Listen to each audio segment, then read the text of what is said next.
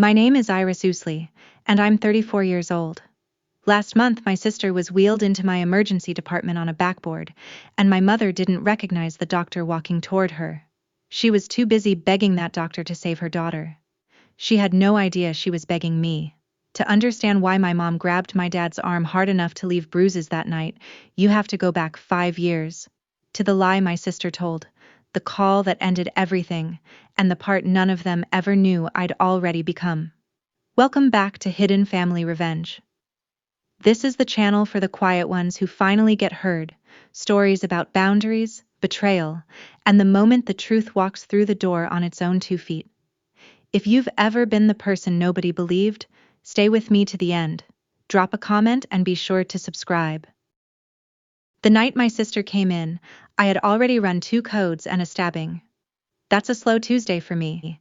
People picture an ER as chaos, but a good one runs on the opposite of chaos. In my department, panic is the only thing we don't allow in the room. I learned that habit a long time before medical school. I was an EMT at 19, hauling gurneys up icy porch steps in the dark. I worked 3 years as a research tech after that, washing glassware and learning to keep my hands steady when everything around me wasn't. I started medical school at 26, older than most of my class, with student loans stacked to the ceiling and no safety net behind me. Nobody handed me any of it.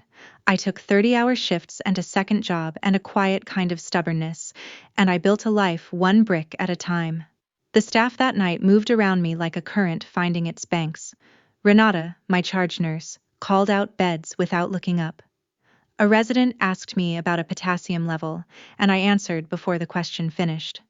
I love that feeling, being exactly where my hands know what to do. What people never guessed about me, watching me run a trauma bay so calmly, is where I first learned to stay calm. It wasn't here. It was at home, at a kitchen table, in a house where losing your composure meant losing your place. I'll get to that. For now, just know this. By the time the worst night of my family's life arrived, I was very, very good at not flinching. There were 2 daughters in the Ousley house, and only one of them was ever the project. My sister Dana is 3 years older than me. She was the bright one, the fragile one, the one whose mood set the family weather. When Dana struggled, the whole house mobilized. When Dana dropped out of college her sophomore year, my parents framed it as a brave choice to find herself. She found herself back in her childhood bedroom, and they paid for the search. I was the other one. I was the daughter who fixed things. I balanced the household checkbook at 15 because my mother said numbers gave her headaches. I talked the cable company down twice. I covered Dana's overdraft fees more than once and never mentioned it.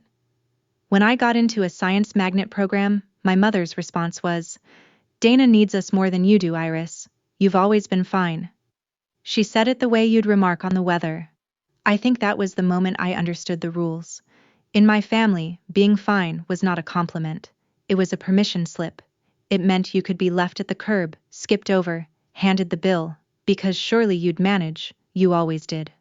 I learned to manage so well that nobody ever asked if managing was costing me anything.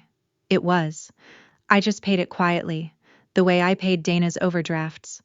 The trouble with being the strong one is simple. People stop checking whether you're still standing. They only notice when you finally sit down. The summer before my 4th year, I won a funded research year. It was a real prize, the kind that opens doors. It also meant 14-hour days in a lab 2 states away, running experiments that didn't care what time it was. I went quiet that year. Not by choice exactly. By physics. There were weeks I slept at the bench and forgot to charge my phone. My family already lived on the edge of my attention, and that year I let the edge get thin. I made one decision I'd come to regret.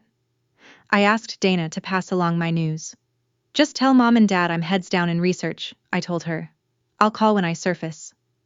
It felt like a kindness. Dana loved being the hub, the one who knew things first. I handed her the role gladly because handing Dana things had been my job since I was small. I thought I was giving my sister a gift.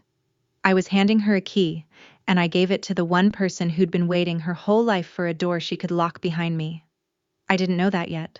I was busy. I was happy, in the bone-tired way you get when work is hard and good.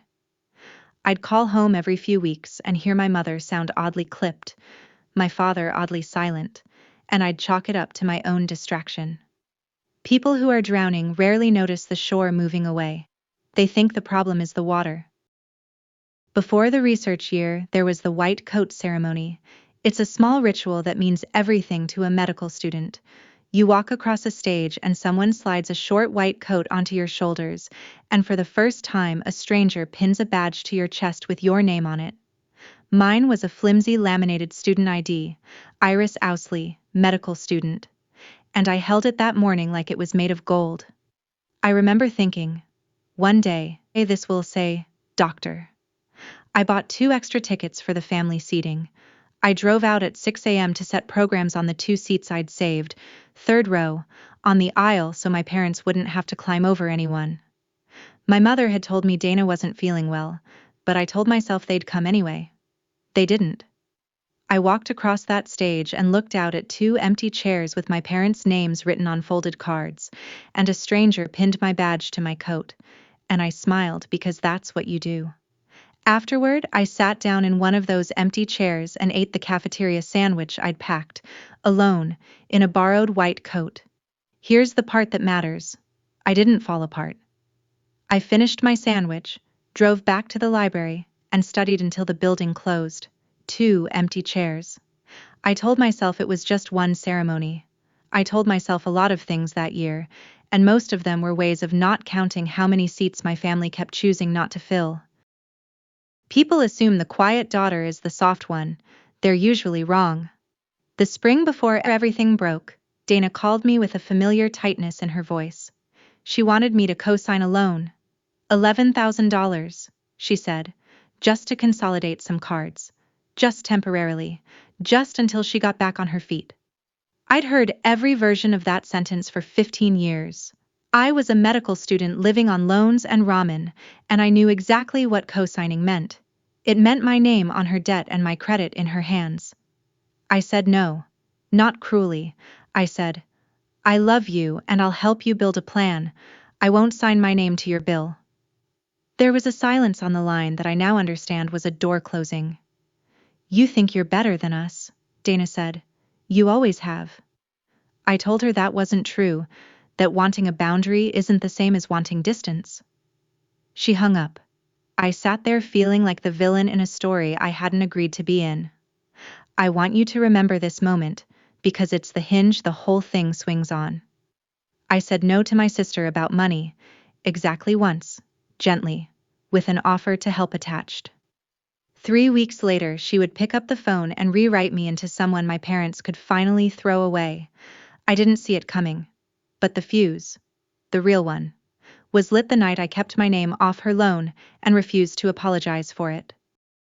I wasn't there for the phone call that ended me. I pieced it together later, the way you reconstruct an accident from the skid marks. While I was running gels at 2 in the morning, my sister was running a story. Dana called our parents crying, not performing crying. She's better than that. She built it slow. She said she was worried about me. She said I'd stopped answering because I was ashamed. She said, and this is the part that took my breath away when I finally learned it, that I'd dropped out of medical school months ago and had been lying to everyone, that I was living with a man who used, that the research year was a cover story. Dana controlled the family group chat. She always had. She was the one who screenshotted and forwarded and summarized. So when she wanted proof, she made proof. A message of mine about being exhausted, cropped to look like despair. A photo of a friend's apartment, captioned to suggest the worst. My own words, trimmed into a confession I never made. And the line she gave my parents, the one she'd repeat for 5 years like a woman polishing a medal. Somebody in this family had to tell them the truth. She said it so often that she came to believe it. That's the thing about a good liar. The lie isn't the dangerous part. The dangerous part is when they start needing it to be true. My father called me on a Sunday. One call. He'd put my mother on speaker and I could hear her breathing, sharp and ready. I thought maybe something was wrong, maybe someone was sick. I said, Dad? Is everyone okay? He didn't ask me a single question. That's what I remember most. He had already held the trial, reached the verdict, and called only to read the sentence. "We know about the dropout," he said. "We know you've been lying to this family for a year." I actually laughed because it was so absurd. I said, "Dad, I'm in a research lab. I can send you the dean's letter right now." I started reading him the program name, the grant number, anything. My mother cut in. "Dana would never lie about something like this." 11 words. They told me everything about where I stood. I kept talking. I said I'd email the documents, drive home, do whatever they needed. The more proof I offered, the angrier they got, because the proof was inconvenient to a story they'd already decided to love. My father's voice went flat and final. "Don't call home until you're ashamed." Then the line went dead. I sat in the lab stairwell with my phone in my hand and a dean's letter in my inbox, and no one on earth who wanted to read it. I had the truth. They had a story they liked better, and a daughter willing to keep feeding it. That night, I finally understood why I'd spent my whole childhood learning to stay calm at the kitchen table. The table was never safe. I'd just been too young to say so. I'm a person who believes problems have solutions, so for a while I tried to solve this one. I emailed my parents the dean's verification letter. No reply. I printed it, wrote a calm 2-page explanation by hand, and mailed it. My mother sent it back unopened, with "return to sender" in her tidy cursive. I called my Aunt Carol, my mother's younger sister, the one relative who'd ever looked at me like I was a whole person. Carol believed me instantly, because Carol had watched the favoritism for 40 years and knew its shape. She tried to mediate. She told my mother she'd seen my transcripts. My mother told Carol she was being manipulated by me. Everything I sent the family flowed through Dana first, and Dana edited the river. A letter became a rumor. A document became, "Iris is harassing us." I was talking to people who could only hear me through the one person who'd built her whole position on me staying unheard. Carol called me one evening, tired, and said the truest thing anyone said that year. "They don't want the truth, sweetheart. They want to be right." I wrote it on a sticky note and put it on my bathroom mirror. I looked at it every morning while I brushed my teeth, learning it slowly, the way you learn to live with a scar. Some doors don't open no matter how politely you knock.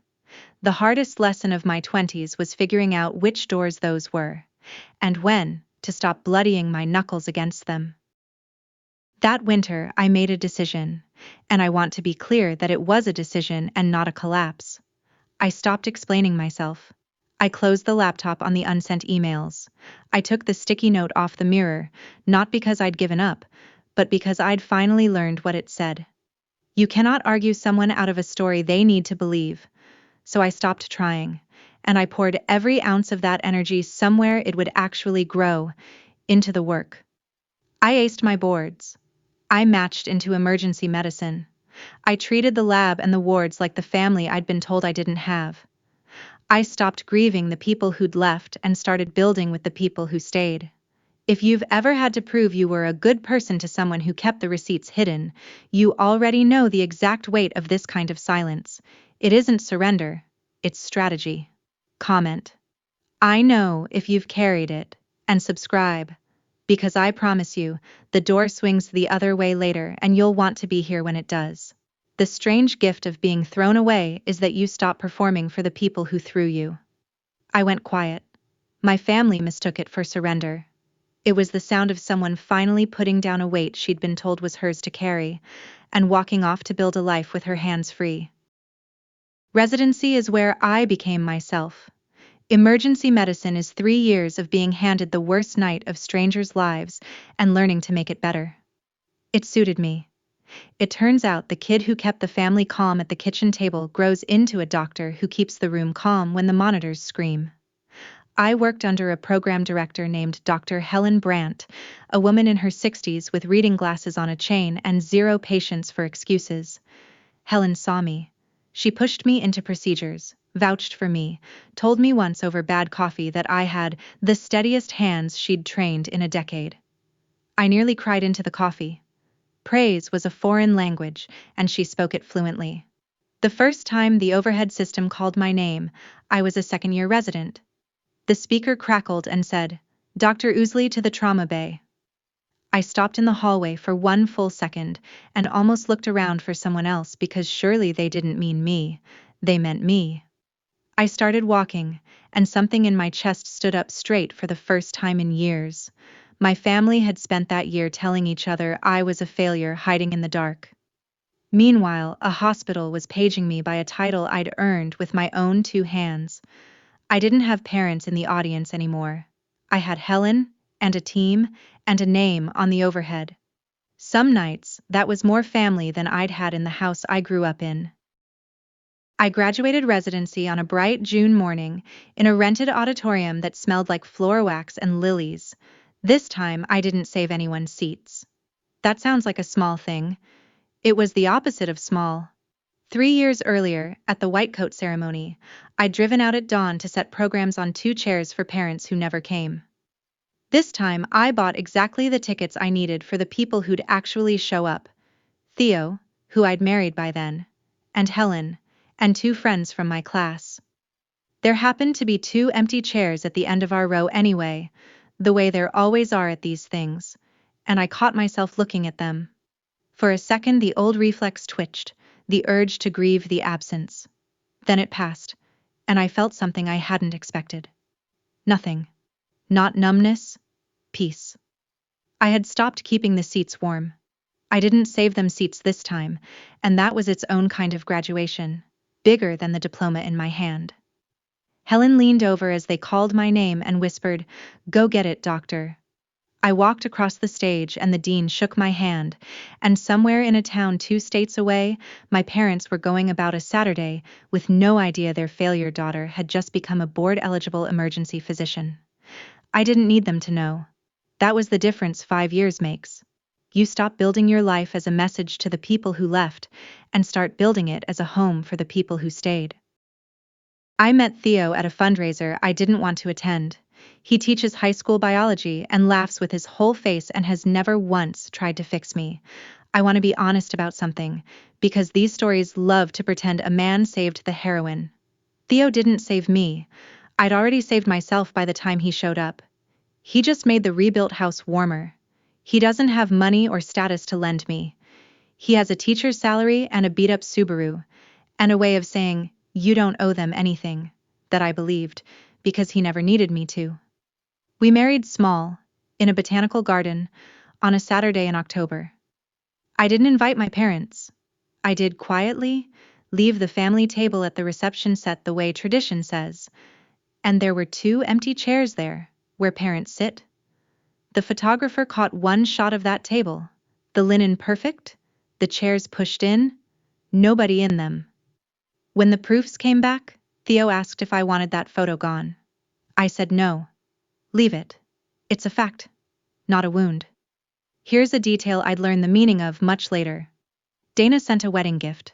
A nice one, a stand mixer, with a card in her looping hand. "So happy for you, little sister. Family is everything." She sent it to our cousins group too, so everyone could see what a loving sister she was. Even in my absence, Dana was managing the story. She'd thrown me out of the family and still wanted credit for being its heart. I put the mixer in a closet and didn't write back.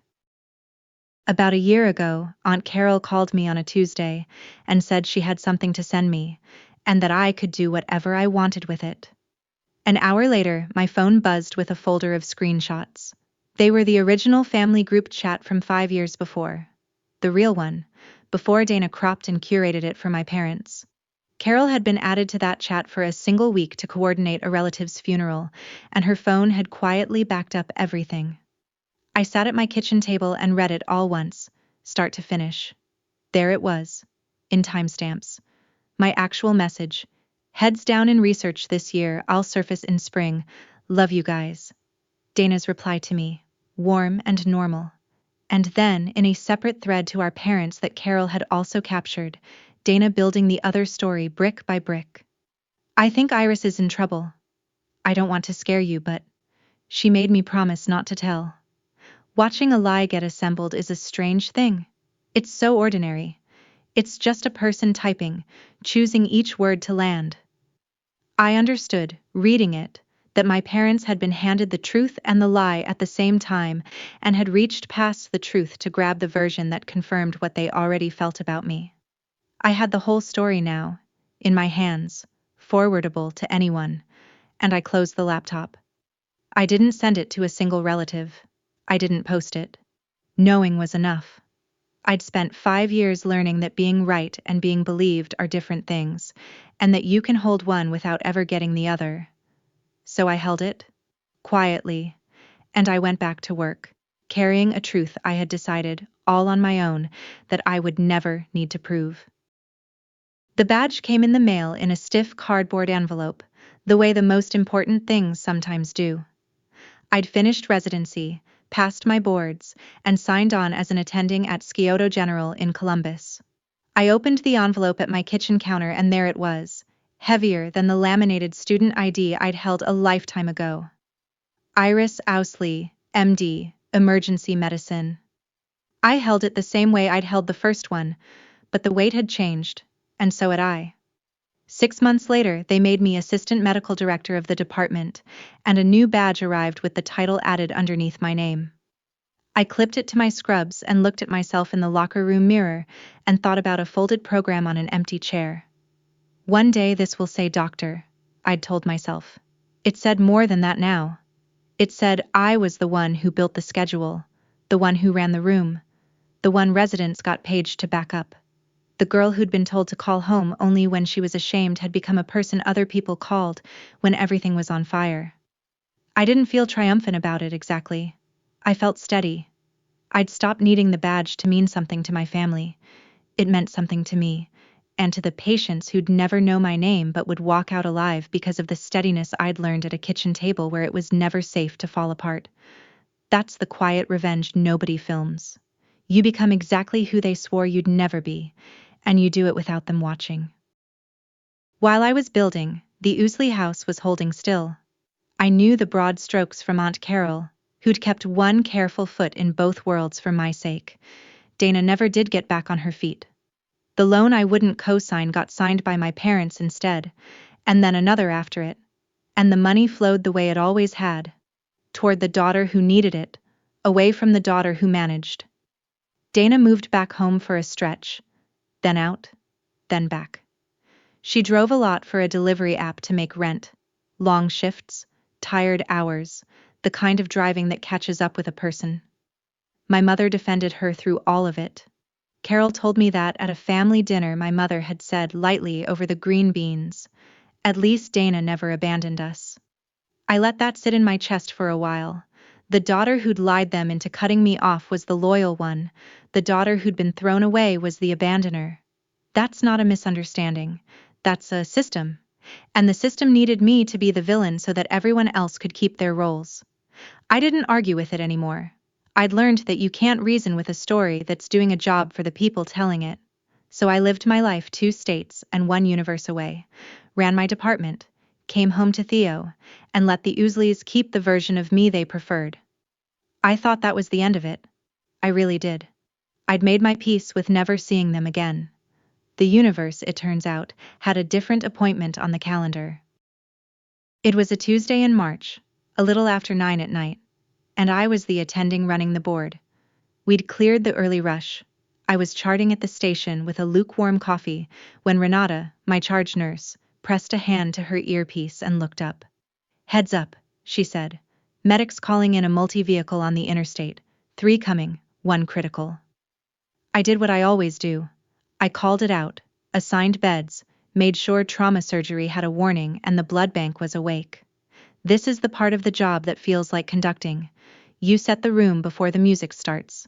The ambulance bay doors are big and red, and they swallow a lot of light when they open. I stood near them, gloves half on, listening to the radio chatter resolve into the shape of the night ahead. ETA 4 minutes. Abdominal trauma, hypotensive, restrained driver, single vehicle off the original collision, the board filled with the placeholders we use before names come in, and then a unit secretary, taking a call from the field, typed the critical patient's name into the trauma slot so the system could pull a chart. I glanced at the screen the way I'd glanced at it 10,000 times. The name sat there in plain hospital font, white letters on blue. Owsley, D. I had no idea, as those red doors began to part, that the next gurney through them would be carrying my entire childhood. The doors opened and the medics rolled her in fast, talking over each other in the clipped shorthand of people doing CPR-adjacent math in their heads. Female, late 30s, restrained driver, single vehicle rollover, hypotensive in the field, rigid abdomen. I stepped to the head of the gurney before I'd let myself finish the thought my eyes had already finished. It was Dana. Older, thinner, a gash above one eyebrow, but unmistakably my sister. The bright, fragile one whose moods had once been the family weather. For exactly 1 second, I was 13 again at the kitchen table, bracing for the storm. Then the overhead crackled and said, "Trauma activation. Bay 1, Dr. Ousley." And the second was over. I chose the attending. I had a choice in that second, and I want you to know I made it on purpose. I could have been the abandoned little sister. Instead, I was the only board-certified emergency physician standing between Dana and the worst outcome, and that's a different kind of person entirely. "Move her on my count," I said. My voice came out level, clinical, exactly the voice Helen had trained. The team didn't know the woman on the table shared my last name. They just heard their attending take command. Dana's eyes fluttered open as we transferred her, found my face, and went wide with something I couldn't read. Fear, maybe, or recognition, or both. Her lips moved. I didn't have time to hear it.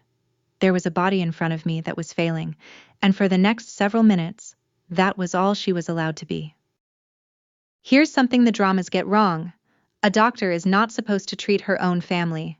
There are good reasons for the rule.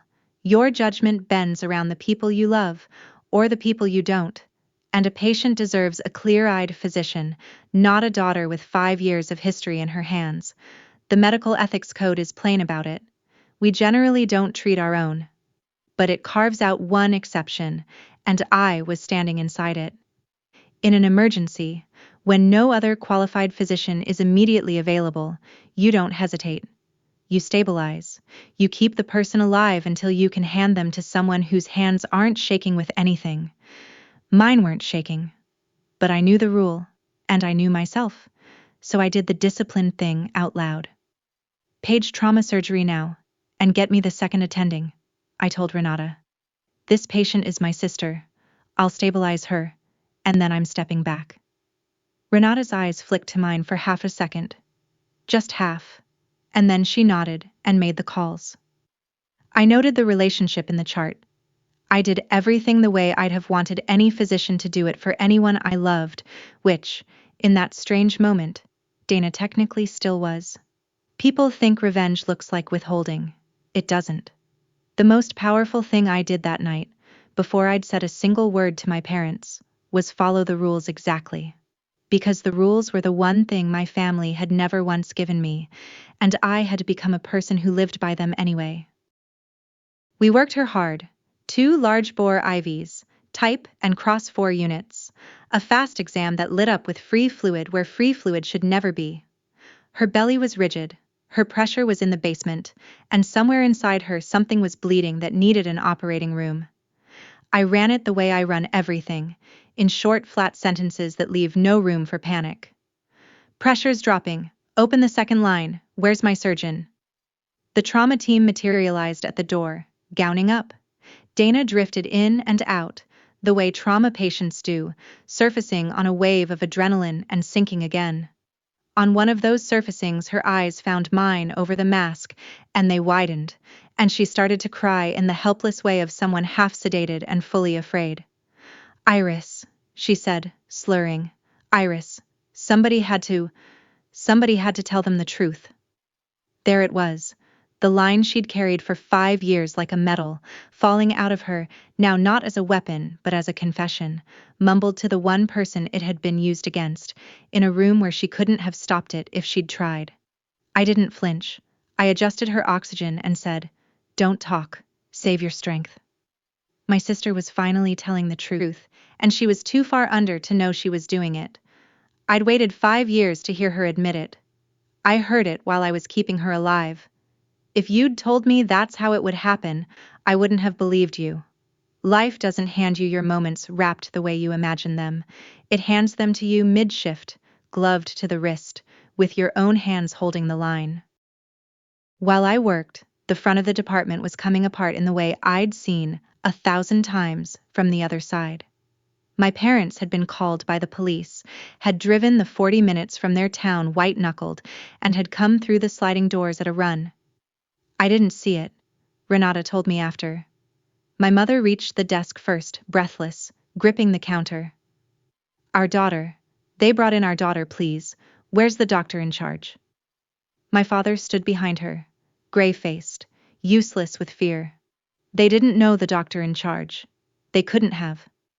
I was masked and capped in a trauma bay 40 feet away, and the last picture they had of me was 5 years old and entirely fictional.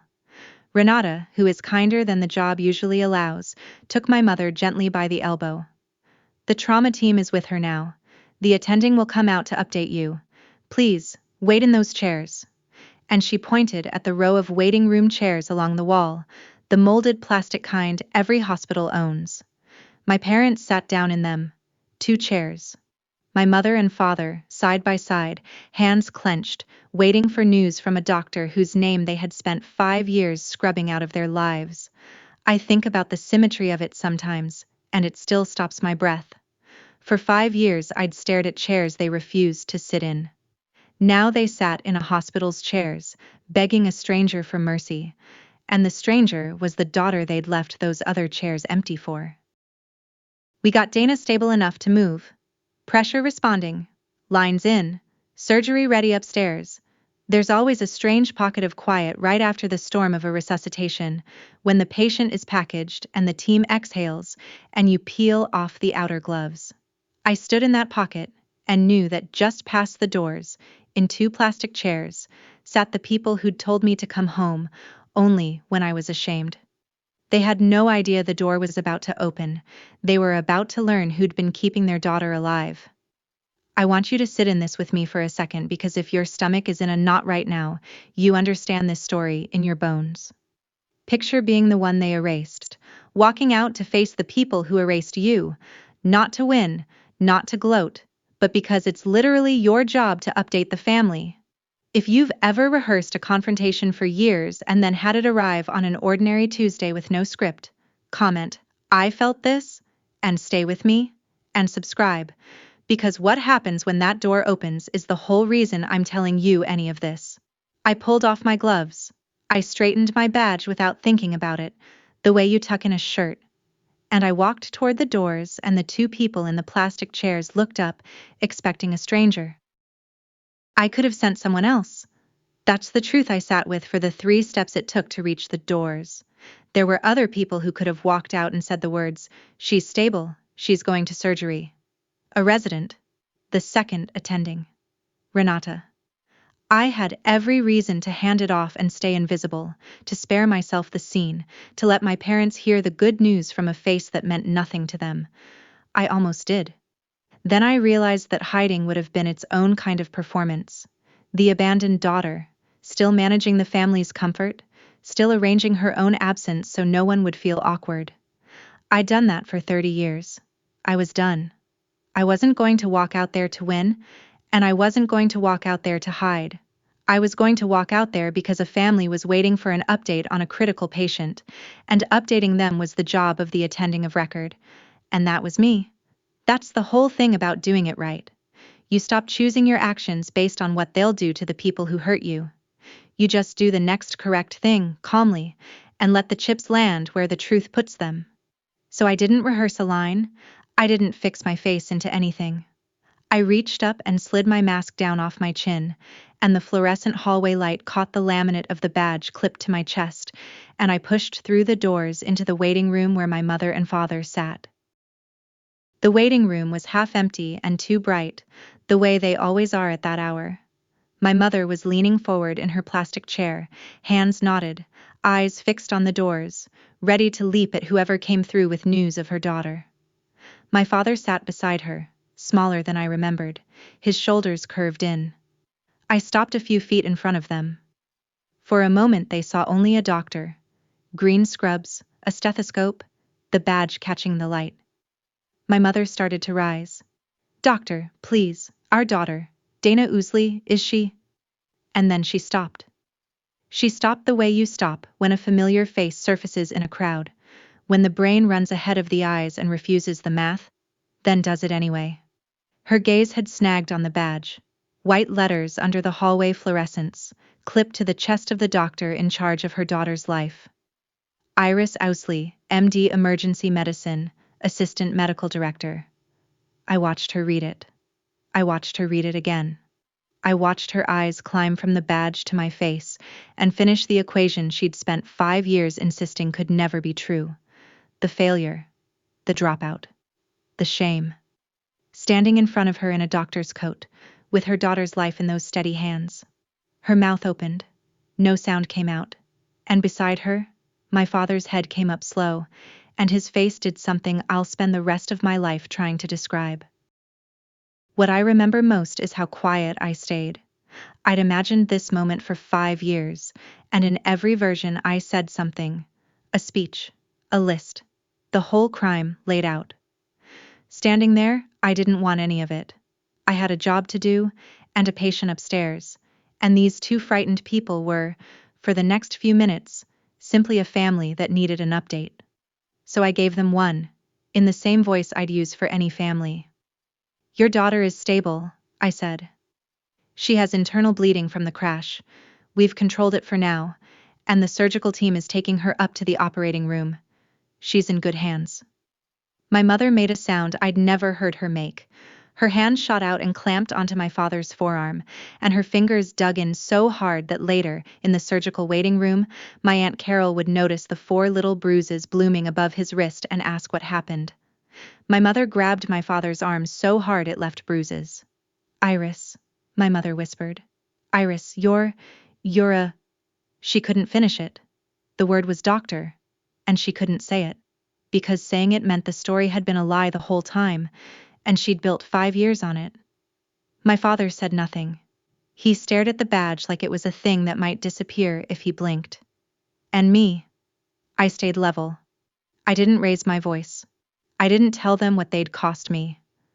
The power in that room had inverted completely, and I held it the way I hold everything in my department, with 2 hands and no drama, because I'd learned a long time ago that the calmest person in the room is the one who's actually in charge.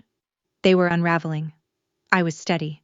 That was the entire revenge, and I didn't have to lift a finger to take it. The shock lasted about 10 seconds, and then my mother did what my mother does. She reached for a version of events she could survive. "We didn't know," she said, the words tumbling. "Iris, we didn't know. Dana told us. Dana said you'd dropped out. She said you were in trouble. What were we supposed to think?" There it was. Inside 30 seconds of learning the truth, she'd already found the doorway out of her own responsibility, and the doorway was Dana. Then the weather. Then the world. "You went quiet," she said, voice rising. "You stopped calling. What were we supposed to think?" She was crying now, but it was the crying that asks you to comfort the person who hurt you, and I knew it the way you know a song you hate. My father, beside her, said it then. He said it low, almost to himself, the exact words he'd ended me with 5 years before. "We just wanted you to come home." It wasn't the same sentence, but it lived in the same house as the old one, the one about shame, and it hung in the air between us. I looked at him, and I looked at my mother reaching for my hands, and I took one small step back, out of her reach, and I said the only true thing I had. I was never the one who needed to be ashamed. I didn't say it cruelly. I said it the way you state a vital sign. Calm, final. A fact, not a wound. My mother's hands closed on empty air and she looked at them like she couldn't understand why they were empty. And I understood, with a clarity that surprised me, that they'd been closing on empty air where I was concerned for 30 years. I had a department to run and a sister in an operating room, and I wasn't going to spend the night being processed by the people who'd thrown me out. So I did the disciplined thing, the same thing I'd started doing the moment I recognized Dana on the gurney. "I want to be clear about something," I said. "I stabilized your daughter because I was the physician on duty, and it was an emergency. Now that she's stable, I'm handing her care to the trauma team and the second attending. I won't be her doctor going forward." My mother stared. "But you're in charge. You could—" "I could," I said. "And I'm not going to, because she deserves a doctor who isn't standing in the middle of all this. That's how it's supposed to work." It landed on them slowly, what I was telling them. That I would not use my power for them or against them. That I would simply do the right thing and step out of it. And then I told them where to go. And I chose the words on purpose. And they came out as level as everything else. "You can have the chairs," I said, nodding toward the surgical waiting room down the hall. "Someone will come find you when there's news." The chairs. 5 years of empty seats they'd refused to fill, and now I was the one assigning them a place to sit and wait. I didn't say it to wound. I said it because it was simply, finally, true. "I'm her doctor for about 10 more minutes," I said. "After that, I'm just the daughter you decided you didn't have. Excuse me." And I turned to go check on my patient. I'd taken 2 steps when my father spoke. "Iris." Just my name. I stopped, and I turned. Because 34 years of training to that voice doesn't vanish in a hallway. He was standing now, and his hand was shaking, and his eyes had gone red and wet in a way I'd never once seen as a kid. He'd been a flat, final man my whole life, a man who delivered verdicts and went silent. Now he looked like the floor had opened. "Iris," he said again, and that was all he had. No defense, no version, just my name, said like it still belonged to him, like he was reaching for a thing he'd thrown away and found his hands too small to hold it. And I'll be honest with you, because this channel is for honesty. Something in me cracked, just a little, looking at him. Not forgiveness. Not yet. Maybe not ever. But the recognition that he was a person, a weak and frightened person who had let his wife and his favorite daughter steer him into the worst mistake of his life, and who was only now, with one of his children bleeding upstairs, beginning to understand the size of it. I didn't soften the boundary. I didn't take it back. But I gave him one small thing, because I could afford to and he couldn't. I gave him a nod. Just a nod. Small even. Enough to tell him I'd heard my name. My dad said my name like it still belonged to him. It didn't. But I let him keep the sound of it. Then I turned and went back through the doors, to the only family in that building who'd ever needed me to be exactly who I am. Dana came through surgery, a splenectomy, some repair work, a long night for the team upstairs, but she lived. I checked the board updates the way I'd check on any patient from a professional distance, and when I saw stable, post-op, I let out a breath I hadn't told anyone I was holding. I stood in the hallway afterward, in the strange flat calm that follows a long save, and I thought about all of it at once. The kitchen table, the empty chairs, the dean's letter no one read, the sticky note on the mirror, the badge in the cardboard envelope. 30 years of being the one who managed, who fixed, who carried. I just carried my own sister through the door of her worst night, and then set the weight down exactly where the rules said to set it.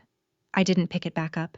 And then, the way the job always reminds you the world keeps spinning, the overhead crackled overhead and said, "Dr. Ousley, Bay 4. A new patient. A different emergency."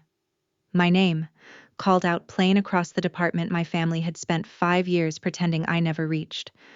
I started walking toward Bay 4, and somewhere down the hall, my parents sat in the chairs I'd sent them to, and they heard it too.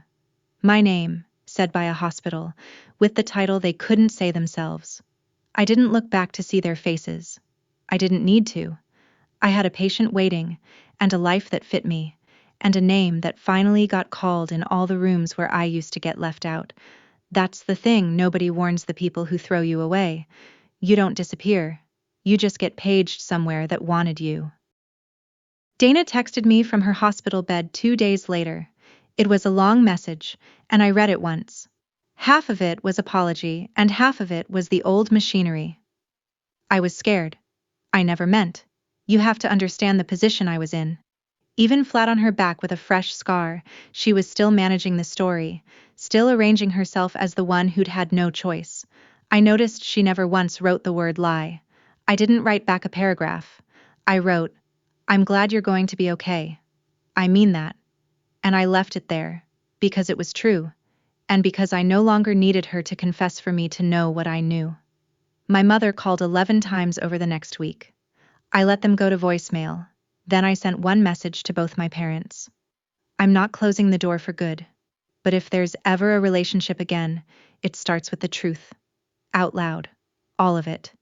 And not with you needing something from me. Until then, I wish you well. I thought about Dana's old line, the one she'd carried like a medal and then mumbled half sedated in my trauma bay. Somebody in this family had to tell them the truth.